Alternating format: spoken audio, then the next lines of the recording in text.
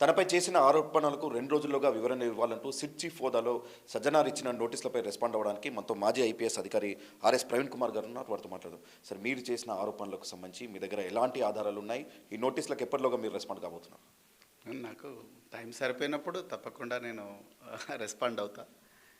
మొట్టమొదట అసలు ఈ సజ్జనార్ గారు ప్రవీణ్ కుమార్ మధ్యలో ఏదైతే వ్యవహారంగా చిత్రీకరించబడుతున్నదో అదే నాకు చాలా వింతగా ఉంది, బాధగా కూడా ఉంది. ఎందుకంటే మేము అందరం కలిసి పోలీస్ డిపార్ట్మెంట్లో పనిచేసినాం.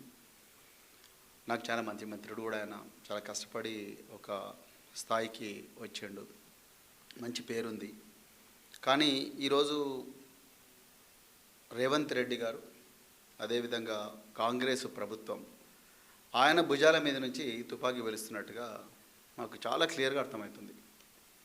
అందుకొరకు మరి మాకు ఈరోజు బీఆర్ఎస్ పార్టీని వాళ్ళకు సంబంధం లేని వ్యవహారంతో మా అగ్రనాయకుల మీద విచ్చలవిడిగా వేధింపులు, వ్యక్తిగత హననం చేస్తుంటే ముఖ్యమంత్రి ఆయన మాట్లాడాలి. యాక్చువల్గా ఈ విషయంలో హోంమంత్రి హోదాలో ఆయన మాట్లాడాలి, ముఖ్యమంత్రి హోదాలో ఆయన మాట్లాడాలి. ఆయన సజ్జనార్ గారి మీద వదిలేసిండు, లేకపోతే హైదరాబాద్ పోలీస్ కమిషనర్ మీద వదిలేసిండు.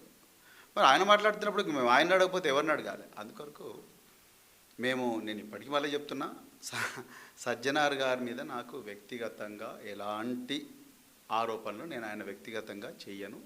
నా నేచర్ అది కాదు. కానీ ఆయన ఎస్ఐబి చీఫ్గా ఉన్నప్పుడు ఏపీలో ఆయన పైన కేసులు నమోదైన ఆయన చెప్తున్నారు. ఆ ఎఫ్ఐఆర్లో ఆయన పేరుందా? ఎఫ్ఐఆర్లో ఆయన పేరు ఉండాల్సిన అవసరం లేదు. నేను అదే చెప్పిన, నా ఎక్స్ప్లెనేషన్లో కూడా అదే చెప్పిన, నా ప్రెస్ కాన్ఫరెన్స్లో నేను దాన్ని రెఫర్ చేసిన. ఎఫ్ఐఆర్లో ఆయన పేరు ఉండాల్సిన అవసరం లేదు. నిజానికి ఎస్ఐబిలో ఏ అధికారి పనిచేస్తున్నాడు అనేది చాలా కొంతమందికే తెలుస్తుంది, లేకపోతే ఇంటెలిజెన్స్లో ఏ అధికారి పనిచేస్తున్నాడు అనేది కొంతమందికి తెలుస్తుంది, ఇంటెలిజెన్స్ చీఫ్ ఎవరు ఉంటారు అనేది కొంతమందికే తెలుస్తుంది. కానీ ఆ రోజు ఆంధ్రప్రదేశ్లో అక్కడ దాదాపు 60-70 పోలీస్ స్టేషన్లలో కేసులు టీడీపీ నాయకులు, టీడీపీ కార్యకర్తలు పెట్టిండ్రు. ఉదాహరణకు దేవినేని ఉమామహేశ్వరరావు అనే ఒక మినిస్టరే పోయి విజయవాడలో భవానీపురం పోలీస్ స్టేషన్, ఏదో పోలీస్ స్టేషన్, ఆ పోలీస్ స్టేషన్లో కేసు పెట్టిండు. ఆయన ఎఫ్ఐఆర్లో ఆయన కంప్లైంట్లో చాలా క్లియర్గా మెన్షన్ చేసిండు. తెలంగాణ ప్రభుత్వంలో కొంతమంది రాజకీయ నాయకులు, అదేవిధంగా కొంతమంది ఇంటెలిజెన్స్ అధికారులు మా నాయకుల ఫోన్లు ట్యాప్ చేస్తున్నారు, దీని మీద యాక్షన్ తీసుకోవాల్సిందిగా అనే రిక్వెస్ట్తోని ఆయన కేసు పెట్టిండు. ఆ కేసు మీద రకరకాల సెక్షన్ల మీద కేసులు కూడా ఫైల్ అయినాయి. అవన్నీ నా దగ్గర ఉన్నది సమాచారం. సజ్జనార్ గారి పేరు ఉందా లేదా అనేది ఇక్కడ సమస్య. కానీ ఈ కేసులలో ఛార్జ్షీట్ ఏమన్నా వేశారా? ఈ ఛార్జ్షీట్లో ఆయన రోల్ గురించి మెన్షన్ చేశారు. ఎందుకంటే మీరు మాజీ పోలీస్ అధికారిగా ఉన్నారు, మొత్తం మీకు ఇది సిస్టమ్ గురించి తెలుసు. ఆయన రోల్ ఏమన్నా ఈ ఛార్జ్షీట్లో మెన్షన్ చేశారా 7 కేసులు? చాలా మంచి ప్రశ్న. నేను మళ్ళీ చెప్తున్నా, ఇది సజ్జనార్ గారి వ్యక్తిగత హోదాలో మేము మాట్లాడుతున్నాం. సజ్జనార్ గారిని నేను ఇప్పుడు కూడా చెప్తున్నా, సజ్జనార్ గారిని వ్యక్తిగతంగా మేము ఏమంటలేము, ఆయన మంచి ఆఫీసరే, కరెక్ట్. కానీ ఈరోజు బీఆర్ఎస్ పార్టీ నాయకుల మీద, అగ్రనాయకుల మీద రేవంత్ రెడ్డి ప్రభుత్వం సిట్ అనే ఒక సంస్థను పెట్టి దాన్ని వేధిస్తుంది, అంటే మా నాయకులను వేధిస్తుంది. అవసరం లేని విషయాల్లో మా నాయకులను గుంజుతూ వాళ్ళని వేధిస్తున్నారు. దానికి సిట్ ఉంది. ఆ సిట్టు రెండవసారి సిట్ వేశారు. రెండవసారి సిట్ వేసి ఆ సిట్టుకు సజ్జనార్ గారిని చీఫ్గా పెట్టారు. కాబట్టి మేము వారి గురించి వారి గురించే అడగాలి. మరి వారి గురించి అడగకపోతే నేను వ్యక్తిగతంగా నేనేమంటలేను. మీరు అన్నారు సజ్జనార్ గారి మీద ఆయన పేరుందా, లేకపోతే వచ్చిన ఛార్జ్షీట్స్లో ఆ కేసులో ఛార్జ్షీట్ వేశారా, ఆ ఛార్జ్షీట్లో వారి పేరుందా అనేది వారు కనుక్కోవాలి. రాజకీయ మీరు ఆరోపణలు చేశారు. 7 పోలీస్ స్టేషన్లో కేసులు నమోదయ్యని చెప్తున్నారు. ఆయన 22 రోజుల్లో మీకు వివరణ అడుగుతున్నారు. అంటే మీరు ఇస్తానండి. నేను ఏమంటున్నా అంటే నాకుండే సమాచారం నేను ఇస్తా. మేము రాజకీయ నాయకులం అండి. రాజకీయ నాయకులకు మాకు అవైలబుల్ ఉన్న సమాచారం మేరకు మేము ప్రభుత్వాన్ని అడుగుతాం.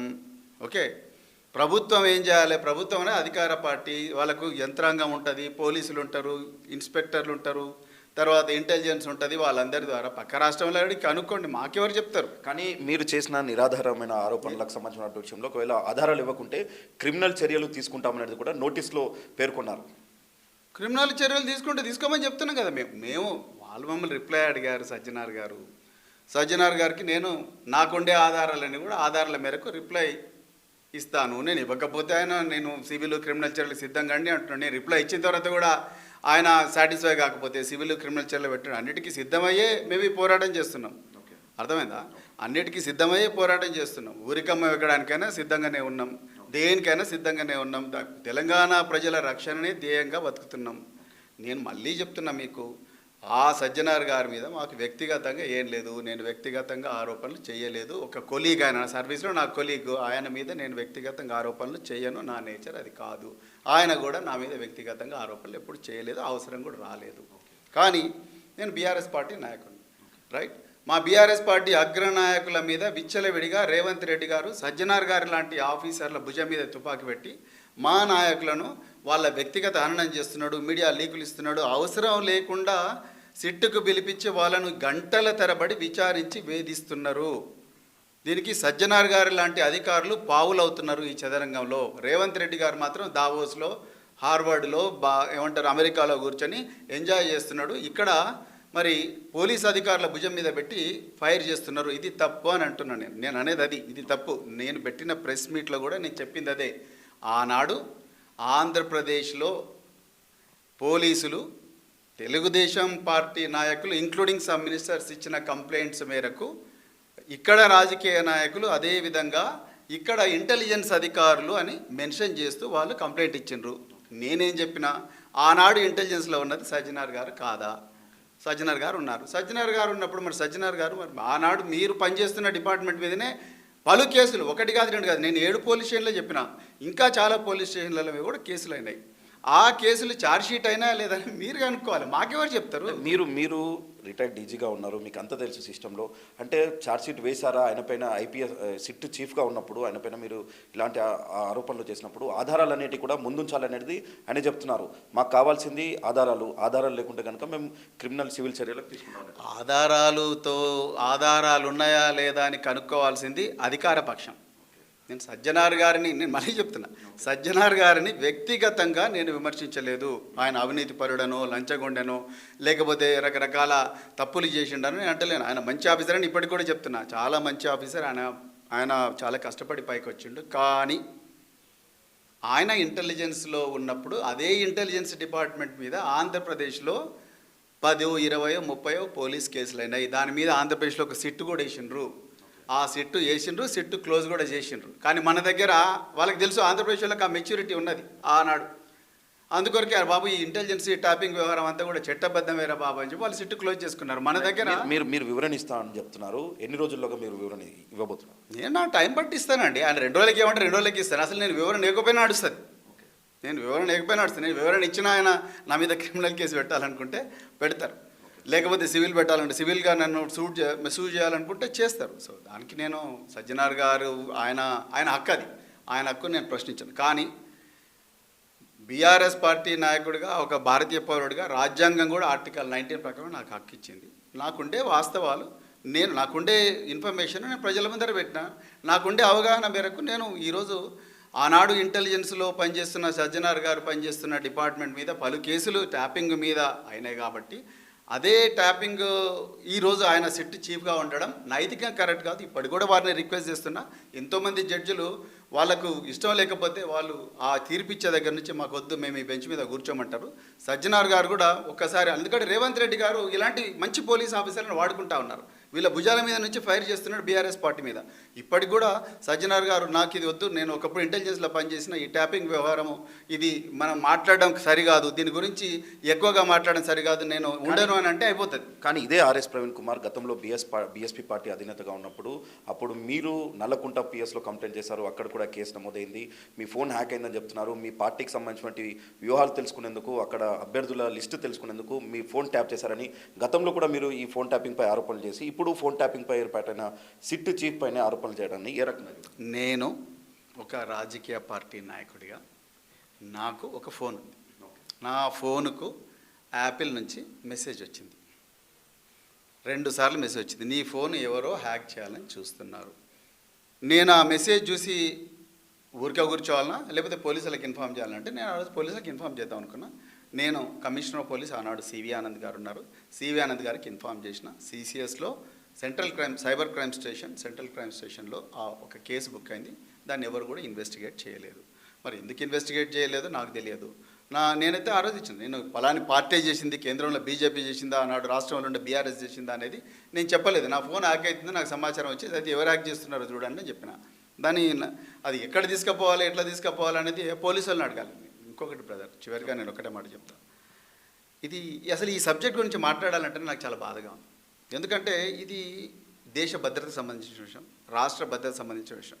దాంట్లో సజ్జనార్ గారు లాంటి ఆఫీసర్లు ఇందులో మధ్యలో అడకత్తెరలో పోకచెక్కలాగా ఇరుక్కోవడం, మంచి ఆఫీసర్లు, మంచి ఇమేజ్ ఉన్న ఆఫీసర్లు ఇరుక్కోవడం, ముఖ్యమంత్రి హోంమంత్రి అయిన రేవంత్ రెడ్డి ఇలాంటి ఆఫీసర్ల భుజం మీద నుంచి ఎక్కుపెట్టి మా సీనియర్ నాయకులైన కేటీఆర్ గారు, హరీష్ రావు గారు, అదేవిధంగా కేసీఆర్ గారి పేరు చెప్పమని చెప్పేసి మరి చాలామందిని అధికారులను, తర్వాత అదేవిధంగా రాజకీయ నాయకులను వేధించడం, మరి ముఖ్యంగా ఇదే సజ్జనార్ గారి దగ్గర, ఇదే మరి చాలామంది సీనియర్ ఆఫీసర్ల దగ్గర పనిచేసిన డాక్టర్ టి ప్రభాకర్ రావు అనే ఒక రిటైర్డ్ ఐపీఎస్ ఆఫీసరు, క్యాన్సర్ సర్వైవరు, హోంమంత్రి దగ్గర అత్యుత్తమ ఇంటెలిజెన్స్ ఆఫీసర్ అని మెడల్ తీసుకున్న వ్యక్తి, ప్రెసిడెంట్ ఆఫ్ ఇండియా దగ్గర గ్యాలంటరీ మెడల్ తీసుకున్న వ్యక్తి, ఉగ్రవాదులకు, తీవ్రవాదులకు వ్యతిరేకంగా గొప్పగా పోరాడిన వ్యక్తి, 16 సంవత్సరాలు ఇంటెలిజెన్స్లో పనిచేసిన వ్యక్తి, వీళ్ళందరి దగ్గర సజ్జనార్ గారి దగ్గర పనిచేశారు, ఇప్పుడున్న డీజీపీ శివధరెడ్డి గారి దగ్గర పనిచేశారు. అలాంటి వ్యక్తిని వాళ్ళ కుటుంబాలను వేధించడం, ఇదంతా కూడా కేసీఆర్ గారి పేరు చెప్పండి, హరీష్ రావు గారి పేరు చెప్పండి, కేటీఆర్ గారి పేరు చెప్పండి అని వేధింపులు ఏవైతున్నాయో అది సరికాదు. రేవంత్ రెడ్డి ఆడుతున్న ఈ రాజకీయ గేమ్లో ఈ ప్రతీకార వాంఛ ఏదైతే ఉందో ఆ ప్రతీకార కక్షకు సజ్జనార్ గారి లాంటి అధికారులు, ఇంకా పోలీస్ డిపార్ట్మెంట్లో ఉన్న ఎంతోమంది మంచి అధికారులు వాళ్ళందరూ కూడా బలి అవుతున్నారన్న బాధ మాకున్నది. మేము అంతే తప్ప సజ్జనార్ గారు ఆయన మీద ఏమో కేసులు అంటే ఇదంతా ఒక పొలిటికల్ గేమ్, ఆయన మీద ఏవో కేసులు నేను చెప్తున్నాను. ఇంటెలిజెన్స్ డిపార్ట్మెంట్ మీద కేసు అయింది. ఇంటెలిజెన్స్ డిపార్ట్మెంట్లో ఆ రోజు వారు ఉన్నారో లేదని వారు చెప్పాలి. మీరు రాజకీయ నాయకులకు మాకున్న అధికారం, మాకున్న సమాచారమే మేము చెప్తాం. మీరు అంటున్నారు ఇదంతా కూడా ఒక పొలిటికల్ గేమ్ అని. ఈ పొలిటికల్ గేమ్లో ఐపీఎస్ల మధ్య వారిని ఏ రకంగా చూస్తారు? నాకు సజ్జనార్ మధ్యలో వారు జరుగుతుందని అనుకోవట్లేదండి. నేను వారు నా మీద వారు చేస్తలేరు, ఆయన మీద నేను వారు చేస్తలేను, నేను వారు చేయను కూడా, వాళ్ళు నా కొలీగ్స్. కానీ నేను ఒక పాలసీ మ్యాటర్ మీద మాట్లాడుతున్నాను. ఎందుకంటే ఆయన ఇంటెలిజెన్స్ డిపార్ట్మెంట్లో పనిచేసిండు, ఆనాడు ఇంటెలిజెన్స్ డిపార్ట్మెంట్ మీద కేసులైనాయి. కాబట్టి అదే ఇంటెలిజెన్స్ డిపార్ట్మెంట్లో పనిచేసిన డాక్టర్ ప్రభాకర్ రావు గారు కూడా సజ్జనార్ గారి దగ్గరే పనిచేశారు. అలాంటప్పుడు సజ్జనార్ గారు సిట్ చీఫ్గా ఉండడం నైతికంగా కరెక్ట్ కాదని ఇప్పుడు కూడా నేను అదే పొజిషన్ తీసుకున్నా. ఆయన నాకు 100 నోటీసులు ఇచ్చినా కూడా నేను ఇదే. చివరిగా చెప్పండి, మీరు నోటీసులకు రెస్పాండ్ అవుతారా అవరా? నేను రెస్పాండ్ అవుతానండి. ఆయన నాకు నోటీస్ ఇచ్చినప్పుడు రెస్పాండ్ అవుతాను. నేను మీకు ఏం చెప్పినా అదే చెప్తాను ఆయనకు కూడా. ఓకే. నేను ఆయన నోటీస్ ఇచ్చిండండి. ఆయన ఏ ఉద్దేశంతోనే ఆయన బాధపడ్డట్టుంది, అయ్యో నా మీద ఇన్ని కేసులు ఉన్నాయి, అన్ని కేసులు ఉన్నాయి అంటున్నాడని నేను చెప్పిన. నేను మళ్ళీ చెప్పినా, నిన్న కూడా చెప్పినా, ఇవాళ కూడా చెప్తున్నా, ఇంటెలిజెన్స్ ఆఫీసర్ల మీద ఆంధ్రప్రదేశ్లో కేసులు అయినాయి. ఆనాడు ఇంటెలిజెన్స్లో పనిచేస్తున్నది సజ్జనార్ గారు అన్న అవగాహన నాకున్నది. నేను నేను ఇంటెలిజెన్స్లో పనిచేయలేదని చెప్పండి. అది తప్పైతే నా మీద కేసు పెట్టండి, ఏమున్నది? నేను ఇదంతా నిరాధారణమైన ఆరోపణలు చేసినట్టు నా మీద కేసులు పెట్టండి, అంతే తప్ప నేను ఆయన వ్యక్తిగతంగా ఆయన క్యారెక్టర్ మీద నేను చచ్చినా చేయను, నా వల్ల కాదు, నేను చేయను. ఓకే. కేసులు పెడితే ఫేస్ చేయడానికి రెడీగా ఉన్నా? 100% కేసులు పెడితే ఫేస్ చేయడానికి రెడీగా ఉన్నా, అదేవిధంగా జైలుకు పోవడానికి కూడా రెడీగా ఉన్నా, వాళ్ళు చంపితే చావడానికి కూడా రెడీగా ఉన్నా. కానీ తెలంగాణ ప్రజల ప్రయోజనాలను, తెలంగాణ ప్రజల్లో ఉండే భావితరాల భవిష్యత్తును రక్షించడం కోసం కేసీఆర్ గారు చూపిన బాటలో నడుస్తాం, పోరాడుతాం, కలుస్తాం, నడుస్తాం, పోరాడుతాం, విజయం కూడా సాధిస్తాం. ఇది సిట్ చీఫ్ హోదాలో ఐపీఎస్ సజ్జనార్ ఇచ్చినటువంటి నోటీసులకు ఖచ్చితంగా తను రెస్పాండ్ అవుతాను, రెస్పాండ్ అయిన తర్వాత వాళ్ళు ఏ రకంగా చర్యలు తీసుకున్నా దానికి సిద్ధంగా ఉంటానన్నటువంటి విషయాన్ని మాత్రం మాజీ ఐపీఎస్ అధికారి ఆర్ఎస్ ప్రవీణ్ కుమార్ చెప్తున్నారు. కెమెరామ్యాన్ సురేష్ తో రంజిత్, TV9 హైదరాబాద్.